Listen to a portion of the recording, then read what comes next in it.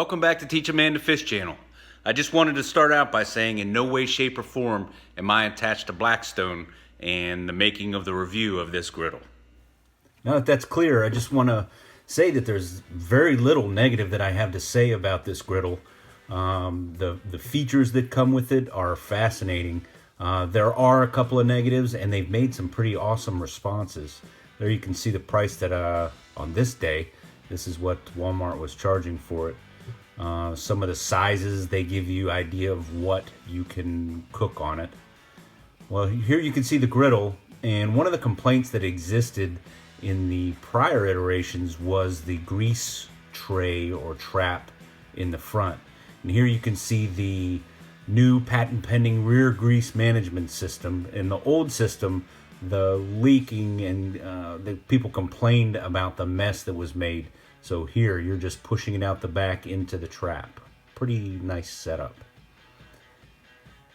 The other thing that people complained about was you couldn't light individual burners because the spark igniter existed only on one, and it had to travel across all the burners in order to light the burner that you wanted.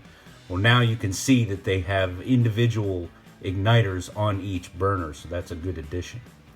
The construction seems to be fairly sturdy. They've added this roof. If you look in the back, you can see there's some stitch welding. You're still going to have to do some maintenance on this. All throughout, it talks about cleaning and maintaining the griddle often. If not, this is an example of a griddle that I took from somebody else that you can see where it gets kind of messy. This stovetop setup, the lid on it is kind of flimsy. I could envision wind giving that trouble, but it's still interesting to have that option on this griddle. The cast iron grates, very sturdy, well built. Each burner has its own igniter, and it nests very sturdy into the frame with several locking points, so it ends up locking in relatively tight. On the right shelf, you've got the cutting board, nice little addition. And underneath that shelf, you've got, it's kind of interesting, you've got a trash bag holder and a paper towel rack. They're kind of flimsy. It's kind of quirky, nice little addition. Appreciate it, Blackstone, but I can't envision that holding up very well. But it's not a deal breaker for the griddle in any way, shape, or form. The shelves, a little bit flimsy. Matter of fact, this one was bent a little bit, and they do only recommend, as you can see in the manual, 10 pounds. It's Phillips head screws throughout the frame. You need a couple of tools in order to put this together. Obviously a Phillips head and then an adjustable wrench. There's some rivets on the front with the stainless steel front. The valves feel good, sturdy. They didn't skimp on the valve options or design. That stainless steel front's going to hold up well, keep the grill good looking.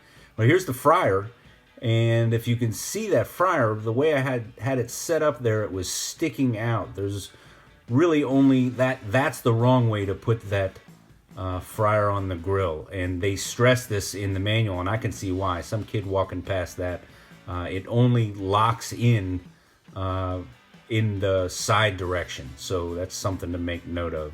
There's the safety warning in the manual regarding that. The metal for that is kind of thin and cheap. Matter of fact, this one was already dented. You're going to have to treat that with kid gloves. It does have some storage underneath. That little tray in the back, that's for the grease trap. But that storage, there's where the tank goes. That's pretty run-of-the-mill, pretty generic. Here's the igniter. And again, every burner has its own igniter. That's an upgrade. Response to customer demands there. There's the lid for the stovetop hanging off the back. Again, kind of an awkward setup there. The wheels are sturdy. They have a locking mechanism. They do roll smooth. Pretty nice. There's an offset on each shelf to keep you from setting anything too close to the burners and then getting it to light up. So overall, it's certainly I would recommend. The options are many, and they've been responsive to the markets for certain. There's a couple of negatives that I mentioned as we went throughout there. The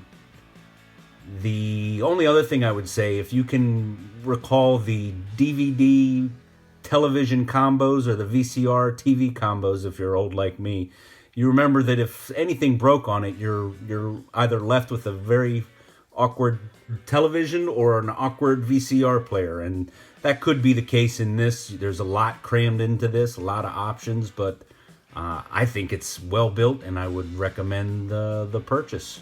Well, I want to thank you for watching the video. I hope you found it informative and maybe it influenced your decision what you were going to do with the purchase of this griddle. That's my take on it. If you did like the video, please click like, subscribe, share, and come on back for more.